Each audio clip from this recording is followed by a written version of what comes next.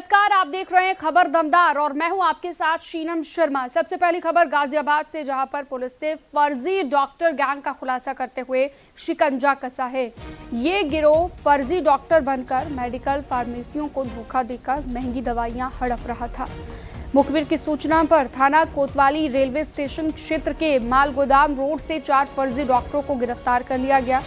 गिरफ्तारियों के दौरान भारी मात्रा में सिम कार्ड और ठगी के हासिल दवाइयां बरामद की हैं। ADCP crime branch Piyush Singh ने बताया कि गिरोह के सदस्य फर्जी डॉक्टर के रूप में फार्मेसियों को फोन करते थे। बड़े अस्पतालों के डॉक्टरों के नाम और पदनाम का इस्तेमाल कर लाखों रुपए की महंगी दवाइयों का ऑर्डर दिया करते थे। दवाइयां डिलीवर होने पर वो फर्जी चेक सौंपकर फरार हो जाते थे। जब फार्मेसी चेक बैंक में जमा करती तो हस्ताक्षर न मिलने पर चेक बाउंस हो जाता और ठग पहले ही दवाइयां बेचकर फायदा कमा लेते थे।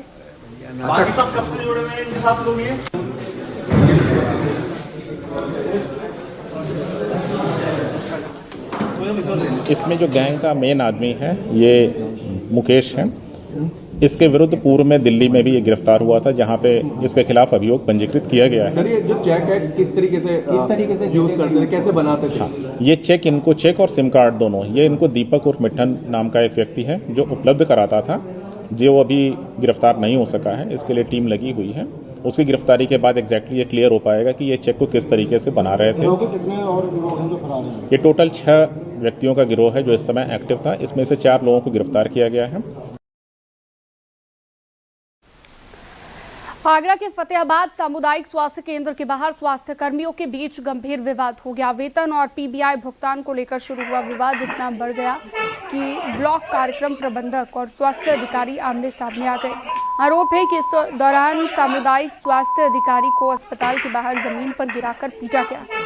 घटना का वीडियो सोशल मीडिया पर तेजी से वायरल हो रहा है। सूचना पर पहुंची पुलिस ने घायलों को मेडिकल परीक्षण के लिए भेज दिया है।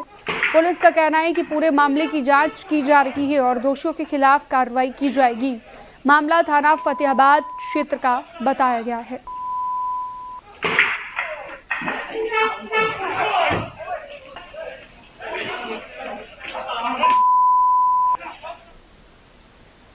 बरेली हिंसा केस में बढ़ी तौकीर रजा की मुश्किलें। पुलिस पर हुए हमले की एफएसएल रिपोर्ट सामने आई है। पेट्रोल बम और तेजाब की बोतलों से हुआ था हमला। एफएसएल रिपोर्ट में शीशा, पेट्रोल और तेजाब की पुष्टि हुई है। पुलिस की टीम पर फेंके गए थे पेट्रोल पंप और तेजाब।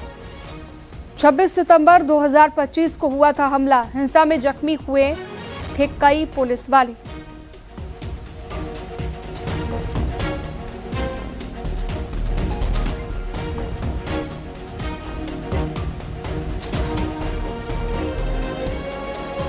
इसमें अलग अलग एफआईआर दर्ज की गई थी। उसमें 2 एफआईआर थी, 489/25 कोतवाली और 1146/25 बारादरी। इन 2 में जो मौके से कांच के टुकड़े और बॉटल्स के टुकड़े मिले थे उनको सैंपल करके और उनको भेजा गया था एफएसएल मिलान के लिए। कोतवाली वाले घटनाक्रम में कांच के टुकड़ों में पेट्रोल की मौजूदगी कंफर्म हुई है। इसी प्रकार से जो बारादरी का घटनाक्रम था उसमें कांच के टुकड़ों में एसिड की मौजूदगी कंफर्म हुई है, जो कि इस चीज़ को सत्यापित करता है कि वहाँ पे लोग जो उपद्रवी थे वो पुलिस के ऊपर हमलावर थे और उनकी प्लानिंग थी पुलिस के ऊपर हमला करने की, जिसको वहाँ पे मौजूद पुलिस बल के द्वारा बहुत सूझबूझ और दृढ़ता का परिचय देते हुए उनके मंसूबे विफल किए गए और कठोर कार्रवाई उनके खिलाफ सुनिश्चित की गई। हम लोगों ने इन केसेस में चार्जशीट भी ऑलरेडी फाइल की हैं। जो जिनके खिलाफ एविडेंस क्लोज हो गया उनके खिलाफ चार्जशीटें फाइल हुई हैं। कुछ अभियुक्तों के विरुद्ध अभी विवेचना प्रचलित है। एसआईटी टीम के द्वारा विवेचना की जा रही है। यूपी में अपराध पर शिकंजा कसने के लिए अपराधियों पर ताबड़तोड़ कार्रवाई की जा रही है। अपराधियों पर पुलिस की कार्रवाई की 3 तस्वीरें हम आपको दिखा रहे हैं। पहली तस्वीर सहारनपुर की है, जहां पर थाना चिल्काना पुलिस ने ड्रग्स तस्करी करने वाले एक शातिर तस्कर को गिरफ्तार कर लिया है और उसके कब्जे से 2 लाख रुपए की 13 ग्राम अवैध स्मैक जब्त की गई है। दूसरी तस्वीर मिर्जापुर की है, जहां पर गौशाला की आड़ में गाय को तस्करों के हाथों बेचने वाला अपना दल कमेरावादी पार्टी का जिला अध्यक्ष श्याम बहादुर पटेल गिरफ्तार हुआ है। गौशाला से गाय लाद कर बिहार में तस्करों को सप्लाई किया करता था। तीसरी तस्वीर संभल की है, जहां पर एटीएम से छेड़खानी कर कैश चोरी करने वाला शातिर गिरफ्तार कर लिया गया। एटीएम चोरी कर हरिद्वार का ये रहने वाला एटीएम चोर बताया जा रहा है। एटीएम के कैश वाले ब्लॉक में लोहे की प्लेट फंसाकर कैश निकलने के रास्ते को ये बंद कर देता था। ग्राहक के जाने के बाद वो कैश निकालकर चुरा लेता था।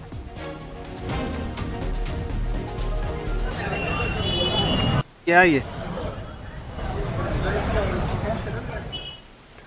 इटावा के फिशर वन में मुस्लिम आक्रांता मोहम्मद गौरी के सेनापति शमसुद्दीन की मजार सामने आने के बाद वन विभाग के साथ साथ जिला प्रशासन भी एक्शन में आ गया है।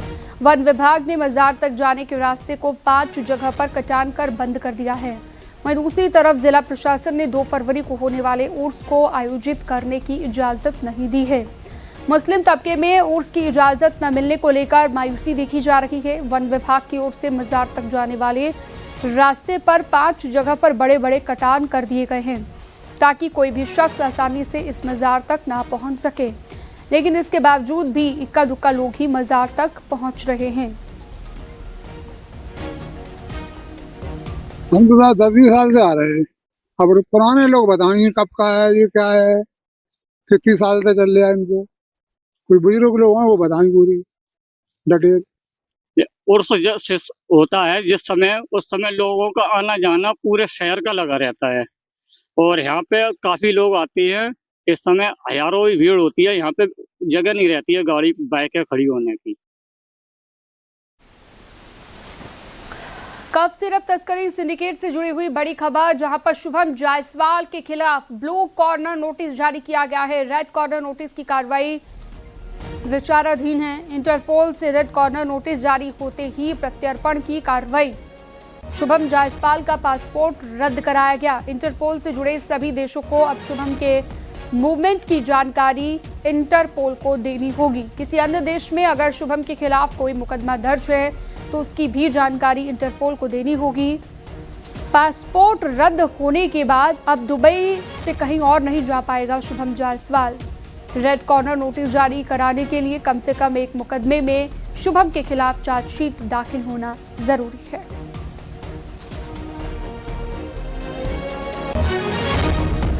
और कानपुर में फर्जी आईएएस ऑफिसर को गिरफ्तार कर लिया गया है। कल्याणपुर थाना क्षेत्र में खुद को पहले एसडीएम और फिर जिलाधिकारी बताकर लड़कियों से लाखों रुपए ठगने का आरोप है। पुलिस के अनुसार आरोपी युवक की युवती के साथ दोस्ती इंस्टाग्राम के जरिए हुई थी। धीरे धीरे उसे प्रेम जाल में फंसाकर खुद को प्रभावशाली अधिकारी उसने बताया और भरोसा जीत लिया। इस दौरान आरोपी ने युवती को फर्जी अपॉइंटमेंट से जुड़े हुए दस्तावेज भी दिखाए। झांसे में आकर युवती ने अलग अलग बहानों से उसे 26,50,000 रुपए दे दिए। जब युवती को ठगी का एहसास हुआ तो उसने कल्याणपुर थाने में तहरीर दी। तहरीर के आधार पर मुकदमा दर्ज कर जांच शुरू की गई। जांच के दौरान मिले इनपुट पर पुलिस ने आरोपी को गिरफ्तार भी कर लिया है। इसमें उसके द्वारा बताया गया कि एक युवक जिसका नाम नितेश पांडे है, उसने इससे लगभग 26.5 लाख रुपए लिए, ये बताते हुए कि ये एसडीएम के पद पर है और इसकी डीएम कानपुर के पद पर नियुक्ति हो गई है। एक फर्जी नियुक्ति पत्र उसने दिखाया और उसके आधार पर इसने 26.5 लाख रुपए इससे एक्सटॉर्ट किए। इस संबंध में अभियोग पंजीकृत कराया गया। महिला का जो स्टेटमेंट है मजिस्ट्रेट के सामने 183 BNSS में ये स्टेटमेंट रिकॉर्ड कराया गया, जिसमें महिला द्वारा आरोप लगाया गया शादी का झांसा देकर के इसका शारीरिक शोषण किया गया। इसमें तत्काल जो अभियुक्त है इसकी गिरफ्तारी की गई और उन्नाव में संदिग्ध हालत में होटल संचालक का शव होटल के अंदर मिला है। सूचना पर पहुंची पुलिस ने शव को कब्जे में ले लिया है। जांच के बाद शव को पोस्टमार्टम के लिए ले जाया गया। शव का बिस्तरा और हाथ सुरक्षित रखा गया है। परिजन हत्या की आशंका भी जता रहे हैं। परिजनों का आरोप ये है, आरोप के आधार पर पुलिस ने 2 लड़के और 1 लड़की को हिरासत में ले लिया है। उन्नाव सदर कोतवाली क्षेत्र के दोस्ती नगर स्थित आरवी ओयो होटल का ये मामला है।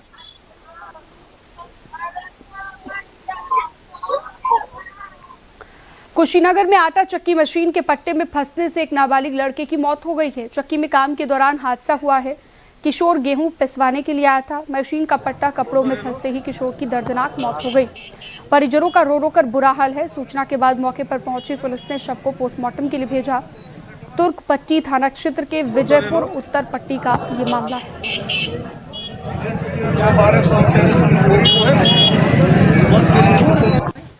पीलीभीत में हैरान कर देने वाला एक मामला सामने आया। एक युवक डीएम दफ्तर में पहुंचा और कहा कि डीएम साहब मैं अभी जिंदा हूं। ब्लॉक मरौरी क्षेत्र के रूड़ा डाम नगर के रहने वाले गुरवेंद्र कुमार का राशन कार्ड कटने के बाद जब युवक दोबारा राशन कार्ड ऑनलाइन कराने पहुंचा तो पता चला कि युवक का राशन कार्ड नहीं बन सकता क्योंकि उसे मरा हुआ घोषित किया जा चुका है।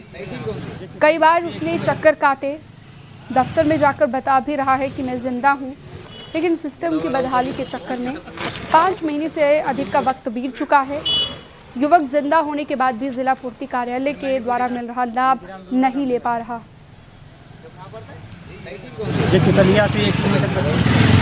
सर कम से कम 4-5 महीने हो गए मुझे भागते भागते, 1-1.5 महीने तो रोज लगातार भागा। अधिकारी ये कह देते हैं कि देखो मतलब हो जाएगा सही, और अभी वो ऐप्स बना है वो चालू नहीं हुआ है, तभी मतलब सही हो जाओगे। ये मतलब नाम नकलों तक पहुंच गया है, इसमें समय लगेगा ये बोल देते हैं। 4-5 महीने हो गए और पता नहीं कितना समय लगेगा सर। लखनऊ में राष्ट्रपिता महात्मा गांधी की पुण्यतिथि पर शहीद स्मारक स्थल पर स्वतंत्रता संग्राम में वीरगति को प्राप्त हुए अमर बलिदानों को याद करते हुए एक भावुक श्रद्धांजलि कार्यक्रम का आयोजन किया गया। कार्यक्रम में मुख्यमंत्री योगी आदित्यनाथ ने दीपदान किया और भजन संध्या में भी शामिल हुए।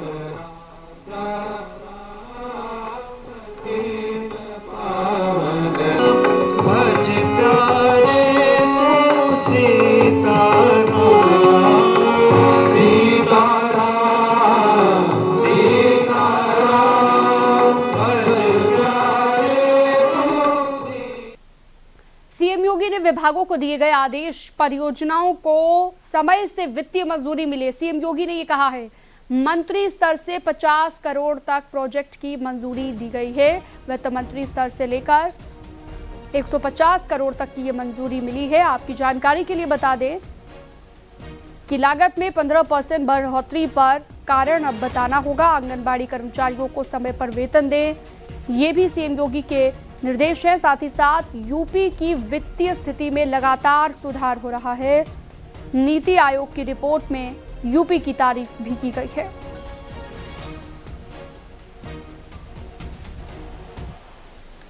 महाराष्ट्र के डिप्टी सीएम अजित पवार की प्लेन हादसे में मौत पर समाजवादी पार्टी के मुखिया अखिलेश यादव ने सवाल उठाए हैं। उन्होंने कहा कि जब विजिबिलिटी 3 किलोमीटर तक थी तो हादसा कैसे हुआ, इसके लिए हवाई जहाज कंपनी और हादसे की उच्च स्तरीय जांच की जानी चाहिए। कोई भी लापरवाही न हो, और अगर वेस्ट बंगाल की मुख्यमंत्री जी ने मांग की है तो कहीं न कहीं ये सवाल खड़ा हुआ है कि जो हवाई जहाज सही था, अभी तक उड़ रहा था, और जब विजिबिलिटी 3 किलोमीटर की थी उसके बाद ही हादसा कैसे हो गया। तो ये तो जांच का विषय है ही। और अपने देश ने बहुत सारे जिम्मेदार नेताओं को खोया है। अयोध्या के गांधी पार्क में सिराथू विधायक पल्लवी पटेल के नेतृत्व में जिला प्रशासन के खिलाफ जोरदार धरना प्रदर्शन हुआ है। धरने में कुर्मी समाज और भारतीय किसान यूनियन के कई कार्यकर्ता शामिल हुए। मुकदमे वापस लेने की मांग भी यहां पर उठी। पल्लवी पटेल ने प्रशासन पर एकतरफा कार्रवाई करने का आरोप लगाते हुए कहा, समाज को एकजुट होने का भी आह्वान किया और मौके पर पहुंचे एसपी ग्रामीण बलवंत चौधरी ने आश्वासन दिया किसी भी निर्दोष के खिलाफ कार्रवाई नहीं होगी। दरअसल पूरा मामला थाना तारून क्षेत्र के शिव कुमार वर्मा से जुड़ा है। कुछ दिन पहले शिव कुमार वर्मा के साथ मारपीट की घटना हुई थी, जिसके बाद थाने के बाहर कई लोगों ने घेराव किया था। मामले में पुलिस ने 95 लोगों के खिलाफ मुकदमा दर्ज किया था, जिनमें माफिया और हिस्ट्री शीटर दिलीप वर्मा का नाम शामिल है। इन्हीं मुकदमों को वापस लेने की मांग को लेकर आज गांधी पार्क में धरना दिया गया है। कोई जरूरत नहीं है, लेकिन मान्या जी ने देखिए, फर्जी मुकदमे हैं और लोकतंत्र की खूबसूरती यह है कि न्याय के लिए आप धरना प्रदर्शन कर सकते हैं। उससे किसी भी प्रकार की पूरे अयोध्या में कोई लॉ एंड ऑर्डर नहीं बिगड़ा। जो संगीन धाराओं में फर्जी मुकदमे लगा करके आप समाज के लोगों को और समाज पर एक अनड्यू प्रेशर लगाने का काम कर रहे हैं। तो समाज के ही एक हिस्सा होने के नाते, समाज के ही जनप्रतिनिधि होने के नाते और जनता के बीच में खड़े होने के नाते उनकी आवाज हम सब बनने का काम कर रहे हैं। और अगली खबर अयोध्या से है। राम मंदिर निर्माण को लेकर भवन निर्माण समिति की 2 दिवसीय बैठक का आज से आगाज हो गया है। राम मंदिर भवन निर्माण समिति के अध्यक्ष नृपेंद्र मिश्रा कल अयोध्या पहुंचे। बैठक के पहले दिन राम मंदिर परिसर में विस्तृत समीक्षा की गई। ये बैठक कुल 3 दिनों तक चलेगी, जिसमें 2 दिन राम मंदिर परिसर में और 1 दिन राम कथा संग्रहालय में बैठक का आयोजन किया जाएगा। भवन निर्माण समिति के अध्यक्ष नृपेंद्र मिश्रा ने बताया कि हाल ही में ट्रस्ट के सदस्यों की राष्ट्रपति महोदय से मुलाकात हुई है। इस दौरान राष्ट्रपति को अयोध्या आने और रामलला के दर्शन का आमंत्रण दिया गया, जिसे राष्ट्रपति महोदय ने स्वीकार कर लिया है।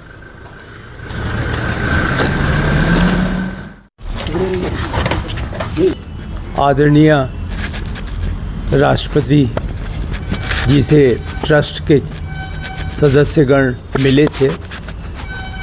उन्होंने अयोध्या आने के लिए और भगवान के दर्शन करने के लिए आमंत्रण दिया है।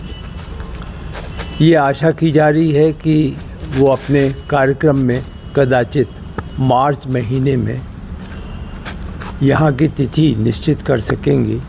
अभी औपचारिक सूचना तो नहीं मिली है, लेकिन अनौपचारिक रूप से यह पता लग गया है कि उन्होंने सिद्धांतः अपनी सहमति दे दी है। वाराणसी में स्वामी अविमुक्तेश्वरानंद का बयान सामने आया है, जिसमें वो गौ माता को राज्य माता बनाने की मांग करते हुए नजर आए। उन्होंने कहा कि 40 दिन के भीतर गौमांस के निर्यात पर रोक लगाई जाए और गौ माता को राज्य माता घोषित की जाए।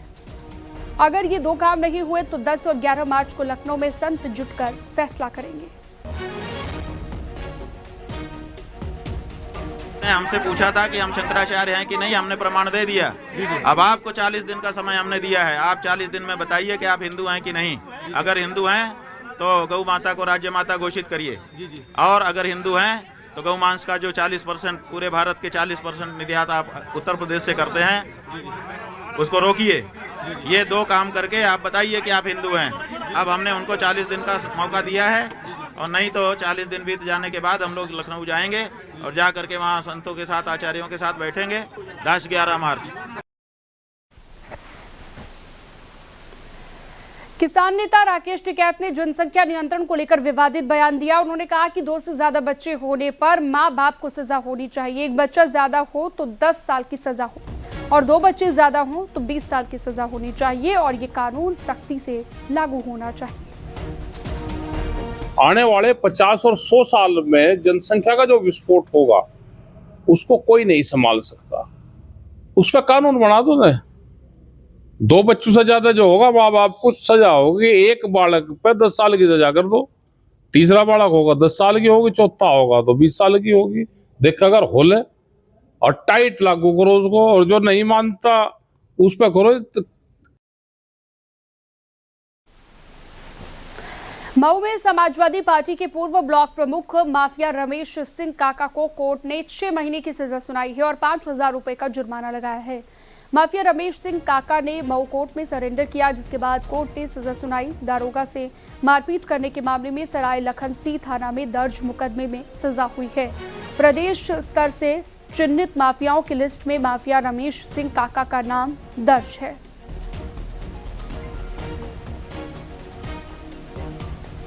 सजा 6 माह की हुई है। इस मामले में वो आए थे पेशी पर, तो उसी को लेकर पेशी में आए थे वाराणसी जेल से, उसी मामले को लेकर सजा हुई है। यहाँ पर आने पर कुछ भीड़ हो गई और पुलिस वाले फर्जी मुकदमा दर्ज कराए। यही दीवानी कचहरी कैंपस की बात है। किस 2 मामले में हुआ कि 1 में? 2 मामले में हुआ। एक सराय लखनसी थाना क्षेत्र के भगत सिंह यादव थे दरोगा जी, उन फर्जी तहरीर देकर उन्होंने मुकदमा करा दिया। जिस मुकदमे में सजा हुई है उस मामले में सबसे लोअर कोर्ट है। सहारनपुर विकास प्राधिकरण ने अवैध कॉलोनियों और निर्माण के खिलाफ सख्त कार्रवाई की है। जोन 4 के मल्हीपुर और जोन 6 के मानक मऊ क्षेत्र में बिना परमिशन के सड़क और अन्य निर्माण कार्य मिले हैं। जांच में लापरवाही सामने आने पर जोन के 3 सुपरवाइजर और मदन पाल, जिसमें से एक का नाम है, उसे निलंबित कर दिया गया है। इसके साथ साथ जोन 6 के सुपरवाइजर राम गोपाल की सेवा समाप्त कर दी गई है। अवर अभियंता प्रदीप गोयल के खिलाफ विभागीय जांच शुरू कर शासन को कार्रवाई के लिए पत्र भेजा गया है।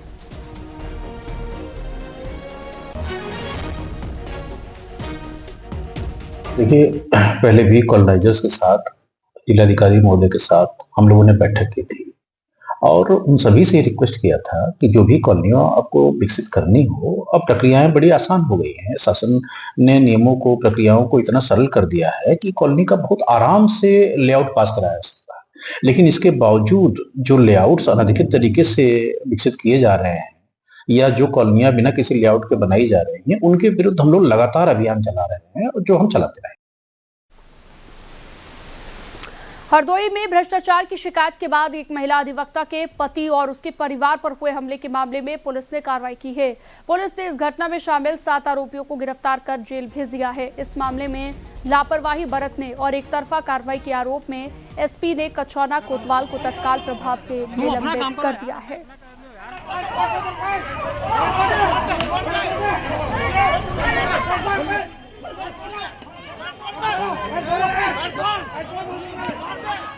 थाना कछौना क्षेत्र से संबंधित कतिपय सोशल मीडिया प्लेटफॉर्म पर मारपीट संबंधी वायरल खबर के संबंध में अवगत कराना है कि प्रकरण में स्थानीय पुलिस द्वारा आवश्यक वैधानिक कार्रवाई करते हुए वादनी फिरदौस जहां की तहरीर के आधार पर थाना स्थानीय अभियुक्त नसीम सहित 12 नामजद व अन्य अज्ञात के विरुद्ध सुसंगत धाराओं में अभियोग पंजीकृत किया गया। घटना में संलिप्त 7 अभियुक्तों को गिरफ्तार कर वैधानिक कार्रवाई की जा रही है। प्रकरण में लापरवाही बरतने के संबंध में श्रीमान पुलिस अधीक्षक महोदय द्वारा प्रभारी निरीक्षक कछौना को तत्काल प्रभाव से निलंबित कर दिया गया है। अन्य अभियुक्तों की तलाश जारी। हाथरस में 12 फीट लंबा अजगर मिलने से हड़कंप मच गया। नगला शेखा बिलारा नहर के पास 12 फीट लंबे अजगर का रेस्क्यू किया गया। अजगर बम्बई के पास धूप सेक रहा था और खेत में काम कर रहे कुछ किसानों ने अजगर को देखा तो दहशत में आ गए। वन विभाग को इसकी सूचना दी गई। 12 फीट लंबे अजगर को वन अधिकारियों की देखरेख में कीटम झील के लिए भेज दिया गया है।